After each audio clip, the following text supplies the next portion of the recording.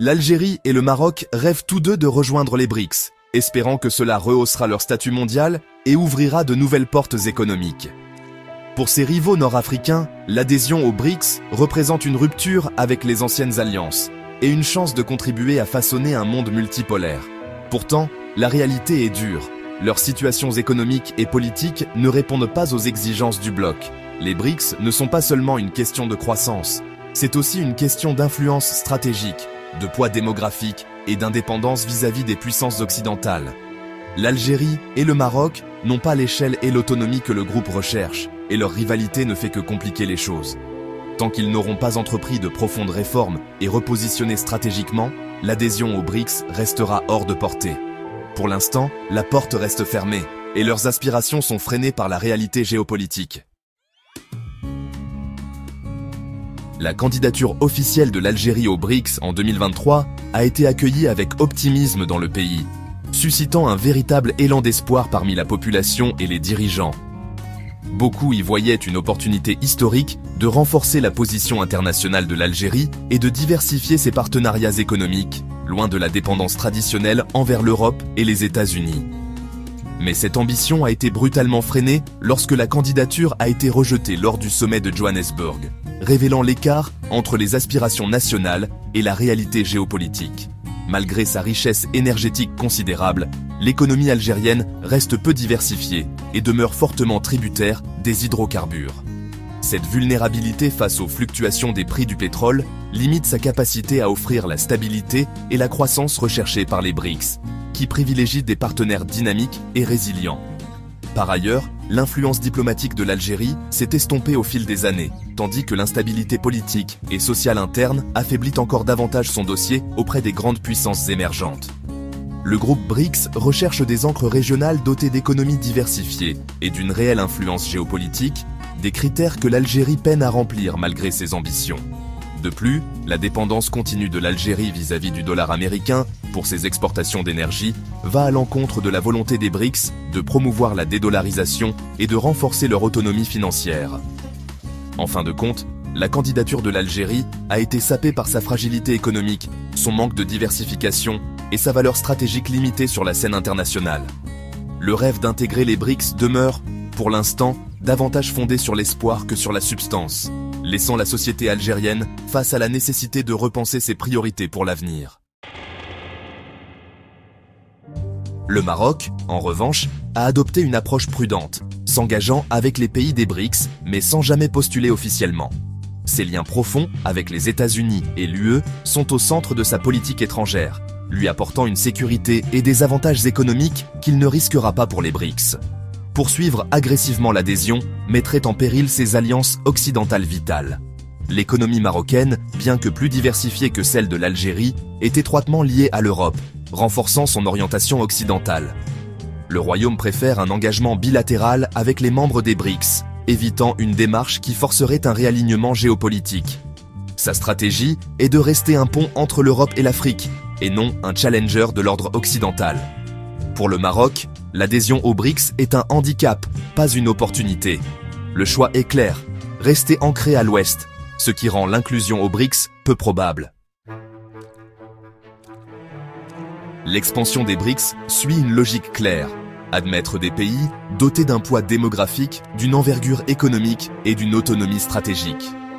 Les nouveaux entrants, comme l'Arabie Saoudite, l'Égypte et l'Éthiopie, correspondent à ce profil, apportant de vastes populations, des économies diversifiées et une influence régionale. L'Algérie et le Maroc, avec des PIB modestes et une complexité économique limitée, sont en deçà. L'alignement occidental du Maroc et les dépendances économiques de l'Algérie sapent leurs revendications d'indépendance. L'instabilité interne et les conflits non résolus, comme le Sahara occidental, affaiblissent encore leur dossier. Les BRICS recherchent des partenaires stables et influents, et non des États embourbés, dans des différends régionaux ou dépendants de puissances extérieures. La priorité du bloc est la cohésion et l'impact mondial, et non une simple expansion pour le plaisir de l'expansion. Selon ces normes, les États du Maghreb restent à l'extérieur. L'expansion des BRICS vise à acquérir des atouts, qu'il s'agisse d'énergie, de capitaux ou d'influence politique. Ce mouvement stratégique s'inscrit dans une volonté de remodeler l'ordre mondial, en renforçant la position du bloc face aux puissances traditionnelles. Les BRICS cherchent à rivaliser avec les institutions occidentales en s'appuyant sur la diversité et la complémentarité de leurs membres pour peser davantage sur la scène internationale. L'ajout de l'Arabie Saoudite, des Émirats Arabes Unis et de l'Iran a transformé les BRICS en une puissance énergétique majeure, contrôlant désormais d'immenses réserves de pétrole et de gaz. Cette intégration renforce la sécurité énergétique du groupe et lui donne un levier considérable dans les négociations mondiales. Ces nouveaux membres apportent également d'immenses ressources financières, consolidant la banque de développement du bloc et augmentant son influence sur les marchés mondiaux. Leur participation ouvre la voie à de nouveaux investissements et à une coopération économique accrue. L'Égypte et l'Éthiopie ajoutent un poids démographique et politique, étendant la portée des BRICS à travers les continents africains et asiatiques. Leur intégration symbolise l'ouverture du groupe à de nouveaux horizons et à des partenariats stratégiques. La stratégie du groupe est claire. Sélectionner des pays capables de modifier l'équilibre mondial des pouvoirs en misant sur leur potentiel économique, énergétique et diplomatique. L'Algérie et le Maroc, dépourvus de ressources ou d'influence comparables à celles des nouveaux membres, n'étaient pas des priorités pour le bloc, malgré leur position géographique stratégique. Les nouveaux membres font désormais des BRICS une force mondiale redoutable, capable de peser sur les grandes décisions internationales, tandis que les États du Maghreb restent des acteurs secondaires dans cette dynamique.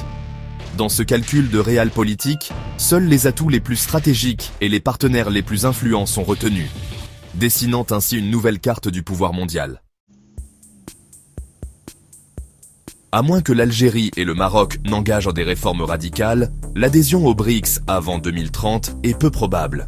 Les ambitions régionales sont grandes, mais la réalité économique et politique impose des défis majeurs à surmonter pour espérer rejoindre ce groupe influent. L'Algérie doit diversifier son économie, aujourd'hui trop dépendante des hydrocarbures, et affirmer une plus grande influence régionale pour devenir un candidat viable. Cela implique d'investir dans l'innovation, l'industrie et l'éducation, tout en renforçant ses institutions. Le Maroc, de son côté, devrait risquer ses alliances occidentales pour une plus grande autonomie stratégique, un pari que ses dirigeants ne sont pas prêts à prendre pour l'instant. Le pays doit aussi renforcer sa cohésion interne et sa capacité à dialoguer avec de nouveaux partenaires.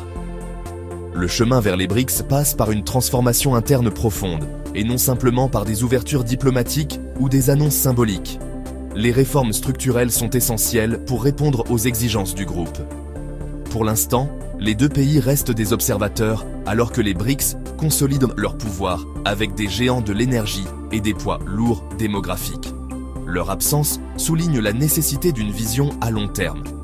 Leur défi est de s'adapter à un ordre mondial changeant où de nouveaux centres d'influence émergent sans eux. Ils doivent anticiper les mutations économiques et géopolitiques pour ne pas être marginalisés. La question n'est pas seulement de savoir quand ils adhéreront, mais surtout comment ils navigueront dans un paysage mondial qui évolue rapidement, où chaque choix stratégique compte. Vont-ils se transformer et trouver un nouveau rôle sur la scène internationale, ou risquent-ils d'être laissés pour compte dans la nouvelle ère des puissances émergentes ?